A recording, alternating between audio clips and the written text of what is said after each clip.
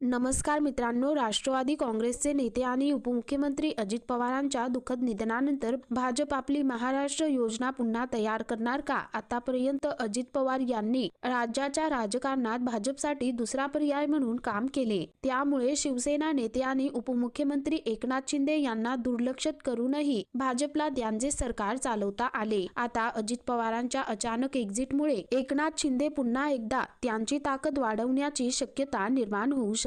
या पार्श्वभूमीवर भाजप आपली महाराष्ट्र योजनेची पुनर्रचना करणार का, असे बोलले जात आहे. विधानसभेत अजित पवारांच्या राष्ट्रवादी काँग्रेसचे 37 आमदार आहेत. भाजपच्या रणनीतिकारांचा असा विश्वास आहे की भविष्यात या आमदारांमध्ये फूट पडण्याची शक्यता आहे. यातील काही आमदार शरद पवारांच्या राष्ट्रवादीतही सामील होऊ शकतात. हे लक्षात घेता भाजप आणि अजित पवारांच्या कुटुंबातील एखाद्याला राज्य सरकारमध्ये महत्त्वाची भूमिका देण्याचा विचार करू शकते. भाजपच्या रणनीतिकारांना अजित पवारांच्या पत्नीला विधानसभेत आणायचे आहे. दरम्यान महाराष्ट्र सरकारमध्ये अजित पवारांच्या सहभागाचे पुनर्संतुलन करण्यासाठी ही पावले उचलली जातील. जर राष्ट्रवादी काँग्रेसला उपमुख्यमंत्री पद दिले नाही तर इतर काही महत्त्वाची खाते देऊ शकतात. अजित पवार कुटुंबाने शिफारस केलेल्या आमदाराला राज्य सरकारमध्ये मंत्री बनवले जाईल. तथापि त्यांना अर्थ खाते देणार की नाही हे त्यावेळी ठरवले जाईल. अजित पवारांच्या निधनानंतर पंतप्रधानांनी शरद पवारांशी चर्चा केली. त्यामुळे शरद पवार पुन्हा महाराष्ट्राच्या राजकारणात महत्त्वाची भूमिका बजावतील हे स्पष्ट होते. तर मित्रांनो, या संदर्भामध्ये तुमची काय प्रतिक्रिया आहे खाली कमेंट करून नक्की कळवा.